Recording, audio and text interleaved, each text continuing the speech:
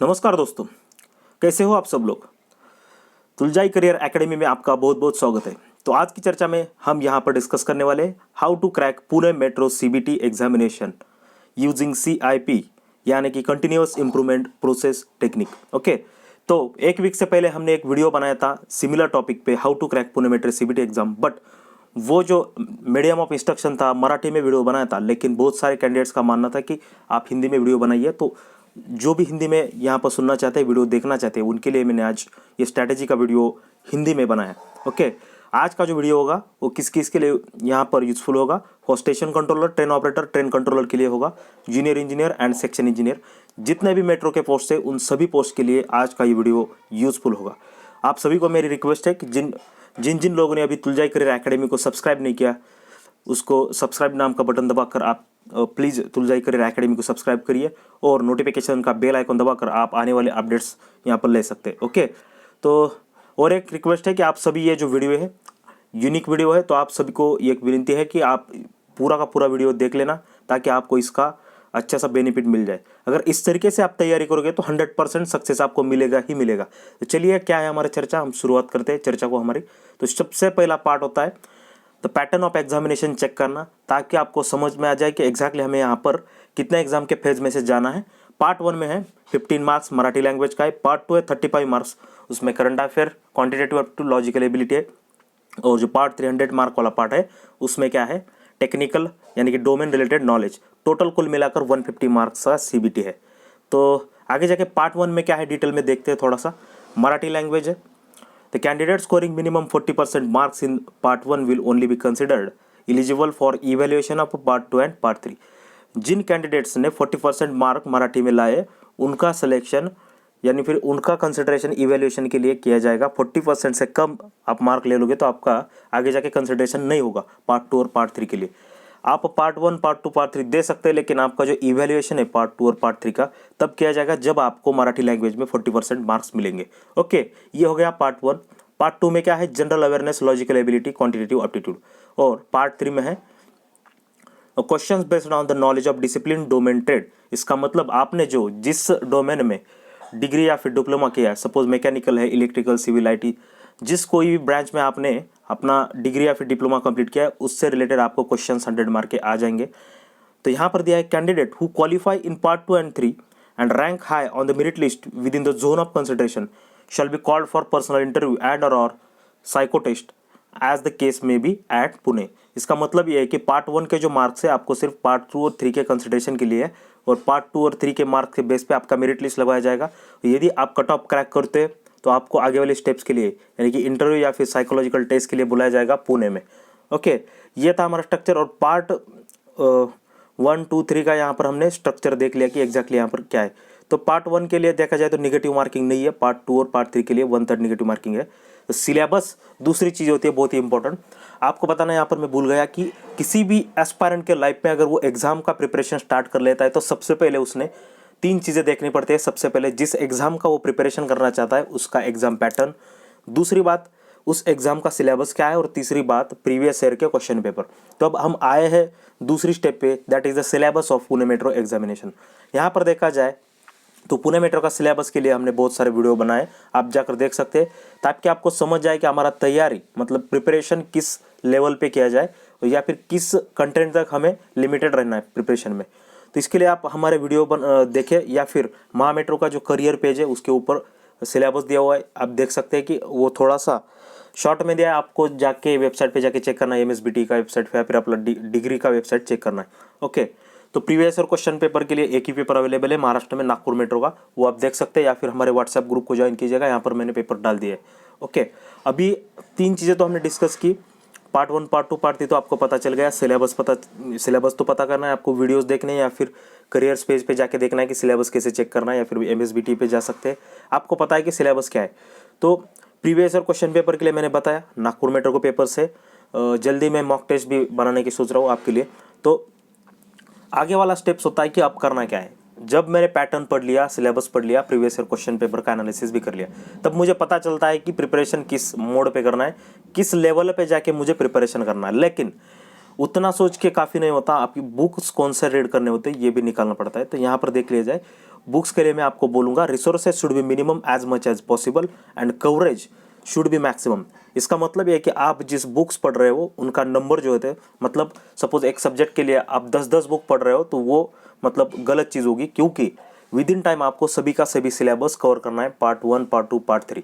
और खाली स्टडी करके भी नहीं जमेगा, क्योंकि आपको रिवीजन करना है, प्रैक्टिस, मॉक टेस्ट, वो आगे मैं बताऊंगा। इसलिए आपको क्या करना है कि minimum number of book select करना है जिनमें से maximum number of syllabus cover हो सकता है।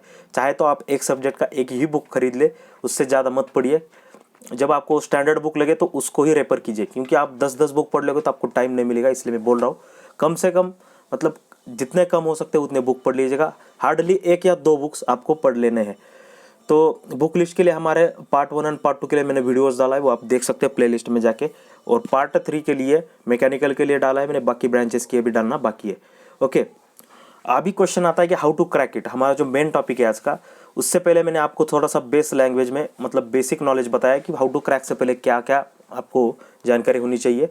3 चीज़ें बहुत ही इंपॉर्टेंट 3 मैंने बताई। उसके बाद बुक लिस्ट यहाँ पर बहुत इंपॉर्टेंट होती है, वो भी मैंने बताया कि कैसे आपको यहाँ पर फाइंड आउट करना है। अभी how to crack the examination, यहाँ पर जो मैं अभी डिस्कशन करने वाला हूँ बहुत ही यूनिक चर्चा है, यूनिक डिस्कशन है, कहाँ पर भी आपको बताया नहीं जाएगा। हमारा अक्सर सिलेक्शन क्यों नहीं होता, उसके पीछे वाला एक रीज़न होता है कि हम जो प्रिपरेशन करते हैं वो पूरा नहीं करते। इसका मतलब क्या करते हैं, ओनली स्टडी पे फोकस देते हैं। यहाँ पर करेक्टली देखा जाए तो प्रिपरेशन के 4 पिलर्स होते हैं। वो 4 पिलर्स कौन कौन से होते हैं, या तो स्टडी, रिवीजन, प्रैक्टिस और मॉक टेस्ट। जो भी candidate study, revision, practice, mock test को इक्वल वेटेज दे के हमारा प्रिपरेशन करेगा, उसका श्योर शॉट सिलेक्शन हो जाता है, उसे कोई नहीं रोकता। हम क्या करते हैं, सिर्फ स्टडी बुक लेते हैं, स्टडी करते हैं, तो उसमें हमारा रिवीजन करना बाकी रहता है। उसके बाद रिवीजन के बाद जो एमसीक्यूज हमें एग्जाम में सॉल्व करने वो हम प्रैक्टिसाइज नहीं कर पाते, तो एग्जाम में अचानक से एमसीक्यूज आते हैं तो हम सॉल्व नहीं कर पाते, टाइम नहीं यहाँ पर मिलता, टाइम इनसफिशियंसी होती है। तो इसके लिए प्रैक्टिस और मॉक टेस्ट की ज़रूरत है। ये चीज़ें मैं क्यों बता रहा हूँ, आपको अगर एग्जाम क्रैक करना है तो प्रिपरेशन करना है, ना कि सिर्फ स्टडी करना है। स्टडी इंपॉर्टेंट है लेकिन स्टडी ओवरऑल नहीं है। आपको एक बात ध्यान में रखनी है कि सफिशिएंट क्या है और नेसेसरी क्या है। स्टडी नेसेसरी है लेकिन सफिशिएंट नहीं है। मैं क्या बोल रहा हूँ आपको समझ में आया होगा कि स्टडी आप कर सकते हो, बहुत ही इंपॉर्टेंट है। स्टडी ना करो तो सिलेक्शन नहीं होगा, लेकिन सिर्फ स्टडी नहीं करनी है। स्टडी करनी है लेकिन सिर्फ स्टडी नहीं करनी है, स्टडी के साथ साथ रिवीजन भी करनी है, रिवीजन के साथ साथ प्रैक्टिस करनी है, प्रैक्टिस के साथ साथ मॉक टेस्ट भी यहाँ पर सॉल्व करनी है, तब जाकर आपका ओवरऑल प्रिपरेशन हो जाएगा।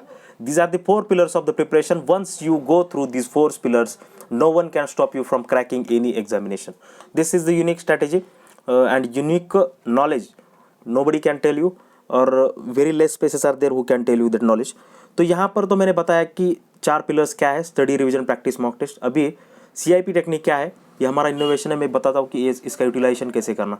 अभी देखिए, study, practice, revision, mock test मैंने क्यों बताया आपको। स्टडी मतलब नॉलेज गेन करना। अभी वो नॉलेज गेन किया, लेकिन एग्जाम तक याद रहने के लिए आपको रिवीजन करना पड़ेगा। सिर्फ रिवाइज करके और स्टडी यहाँ पर दिमाग में भर के क्या एग्जाम माहौल में जाके क्या करोगे। आपको वहाँ जाके स्टडी नहीं करना है, या फिर किसको बताना नहीं कि मैंने कितना स्टडी किया। आपको सिर्फ वहाँ जाके क्वेश्चन सॉल्व करने। तो जितने भी क्वेश्चन एग्जाम के लेवल पे आ जाते हैं, उसके लेवल का आपका प्रैक्टिस होना चाहिए, ताकि आप कितने भी कॉम्प्लिकेटेड क्वेश्चन सॉल्व कर सको। तो आपको प्रैक्टिस बहुत जरूरी है। जैसे कि क्रिकेटर्स हमारे नेट प्रैक्टिस करते हैं, और जो मॉक टेस्ट जो होती है, वार्म अप मैचेज जो होते हैं वर्ल्ड कप के पहले, उसका रोल यहाँ पर बजाती है। क्योंकि without mock test you can't handle the pressure inside the exam hall, time management, stress management, all the things, or the accuracy, these things are to be managed using the mock test. तो मेरा मानना है कि study, revision, practice, mock test यदि एक candidate कर लेता है तो उसका सिलेक्शन श्योर शॉर्टली हो जाता है। तो CIP टेक्निक मतलब कंटिन्यूस इंप्रूवमेंट प्रोसेस का यूटिलाइजेशन कैसे करना है। Once you study, revise, practice, मतलब स्टडी, रिवीजन, प्रैक्टिस वाले 3 कंपोनेंट आपके कंप्लीट हो जाते हैं, तो CIP टेक्निक आपको मॉक टेस्ट के प्लानिंग में यूज़ करना है। तो करना क्या एग्जैक्टली, डे 1 जब आपका स्टडी, रिवीजन, प्रैक्टिस कंप्लीट हो जाता है एटलीस्ट 80%, तो एग्जाम के 1 महीना या 15 डेज पहले आपको डे 1 में टेस्ट 1 अटेम्प्ट करना है। मॉक टेस्ट की बात कर रहा हूँ मैं, मॉक टेस्ट। तो उसके बाद उसका रिजल्ट एनालाइज करना है, टेस्ट 1 का रॉन्ग आंसर का एनालिसिस करना है, क्यों आंसर्स हमारे रॉन्ग आए, स्कोर क्यों लो आया है, what are the improvements to be needed, इसका सबका एनालिसिस करना है उसी दिन। फिर उसी दिन क्या करना है, उसके नेक्स्ट डे स्टडी करना है, जो जो चीज़ें कम पड़ गई, प्रैक्टिस कम पड़ गई, रिवीजन कम पड़, सब चीज़ें इंप्रूवमेंट्स डालनी है, और try to improve the things, then attempt test 2 on the day 3 with improvements. मतलब तीसरे दिन आपको क्या करना है, वही टेस्ट अटेम्प्ट करनी है विथ इम्प्रूवमेंट्स। बार बार जो गलतियां हो चुकी है, आपने एनालिसिस किया हुआ है गलतियों का, वो गलतियां फिर से दोहरानी नहीं है, इम्प्रूवमेंट्स करनी है। एक बार आप इम्प्रूवमेंट करके तीसरी टेस्ट दे दोगे तो आपको पता चलेगा कि आपका स्कोर कहीं ना कहीं थोड़ा बहुत मार्क्स से बढ़ चुका होगा। तो एक दिन ऐसा हो जाएगा कि आप ऐसे करते जाओगे। ये जो स्टेप्स है हर एक चीज़ के, मतलब हर एक मॉक टेस्ट के लिए रिपीट करते जाना है जब तक एग्जाम ना आती है। 10 से 15 मॉक टेस्ट आपको सॉल्व करनी है विथ इम्प्रूवमेंट्स। मैंने जो आपको टेक्निक बताई उस टेक्निक का यूज करके आपको सॉल्व करना है। मतलब टेस्ट 1 हो गया, उसका एनालिसिस, उसमें क्या क्या गलतियाँ हो चुकी है वो गलतियाँ दोहरानी नहीं है, और उस इंप्रूवमेंट के हिसाब से टेस्ट 2 देना है। फिर अगेन स्टेप्स, फिर गलतियाँ क्यों हो चुकी है, रॉन्ग आंसर्स का एनालिसिस, कौन कौन सा सिलेबस कवर नहीं हो चुका है उस सिलेबस पे फोकस करना है, टाइम मैनेजमेंट नहीं तो टाइम इंप्रूव करना है, प्रैक्टिस नहीं की तो प्रैक्टिस करनी है, फिर टेस्ट 3 देना है, फिर अगेन इंप्रूवमेंट्स, फिर अगेन टेस्ट 4, फिर अगेन इंप्रूवमेंट्स। जिस दिन आपके मार्क बढ़ जाएंगे उस दिन आपका प्रोग्रेस हो चुका होगा, और ऐसे करते करते आप आगे जाओगे तो आपके सक्सेस आपके सामने होगा। ताकि पहले टेस्ट में चाहे आपको 20% मार्क हो, लेकिन इंप्रूव करते करते करते आप 80 to 90% तक जा सकते हो और आप एग्जाम श्योर शॉट क्रैक कर सकते हो। यही तरीका होता है कौन से भी एग्जाम क्रैक करने का। मेन रीज़न तो ये होता है कि हम इस 4 पिलर पे फोकस नहीं करते, किसी तो एक दो पिलर पे फोकस करते। तो मेरा मानना है कि आप इस चारों के चारों पिलर को इक्वल वेटेज दे के प्रिपरेशन करो, और CIP टेक्निक का भी यूटिलाइजेशन करके देखो। आपको 100% मैं यहाँ पर गारंटी देता हूँ कि आपको इसका बेनिफिट मिल ही जाएगा और आप एग्जाम क्रैक करने में उसका फायदा होगा। ओके, यदि आपको ये वीडियो पसंद आया हो तो इस चैनल को सब्सक्राइब कीजिएगा, नोटिफिकेशन की बेल आइकॉन प्रेस कीजिएगा, आपके दोस्तों को ये वीडियो शेयर कीजिएगा, और चाहे तो ये वीडियो को लाइक भी कर सकते हैं। ऐसे ही इंपॉर्टेंट वीडियोस मैं आपके सामने लेके आऊँगा। ओके, तब तक तो मैं आपसे यहाँ पर अलविदा कहता हूँ इस वीडियो के लिए। ओके, वीडियो सुनने के लिए बहुत ही धन्यवाद। Thank you.